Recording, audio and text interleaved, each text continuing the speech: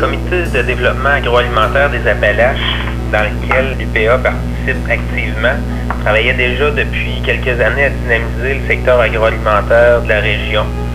Puis ils ont travaillé depuis 1 an et demi environ sur un projet d'incubateur agricole et de centre de transformation qui visait à aider le démarrage de nouvelles entreprises dans la région. Puis lors du lancement par le MAPAC du concours d'appui à l'élaboration des plans de développement de la zone agricole, l'UPA puis ce comité-là ont initié la démarche en signifiant à la MRC l'intérêt de se doter d'un tel plan.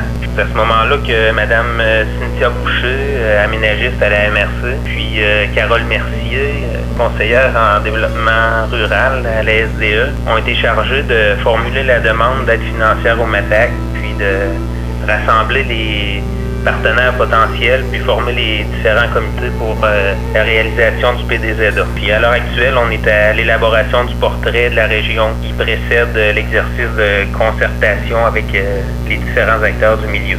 Le comité de développement agroalimentaire a toujours été porteur des projets qui ont été faits dans notre territoire de MRC. Ils ont commencé par faire un premier portrait de la situation en 2003, d'où est ressorti l'élaboration d'un premier plan d'action. Et par la suite, ils ont mené des actions d'identification des produits de notre région par un logo, le site Internet, le goût de chez nous, qui a été mis en place. Ensuite, il y a eu un travail de fait pour la route des arrêts gourmands en collaboration avec la table agroalimentaire de la Chaudière-Appalaches.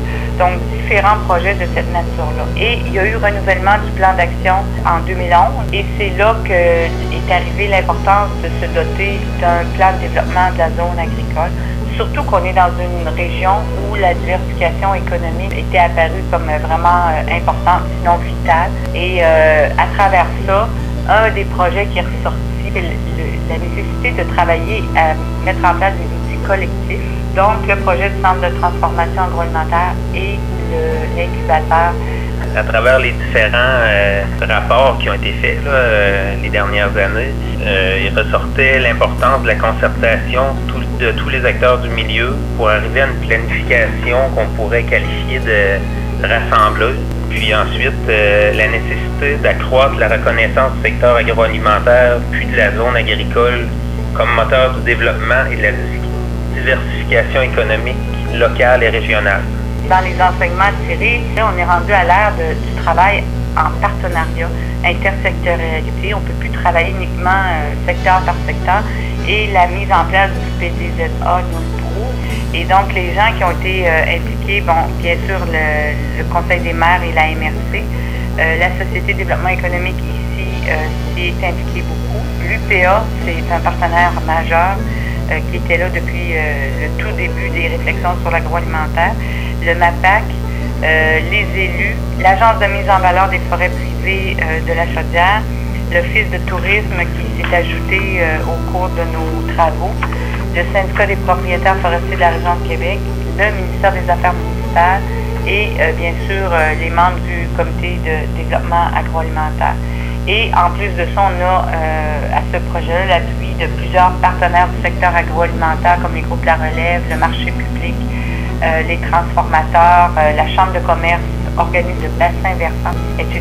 Donc, on voit que quand on se met à réfléchir à la problématique, on voit qu'il y a beaucoup de joueurs concernés par le développement d'un secteur comme l'agroalimentaire.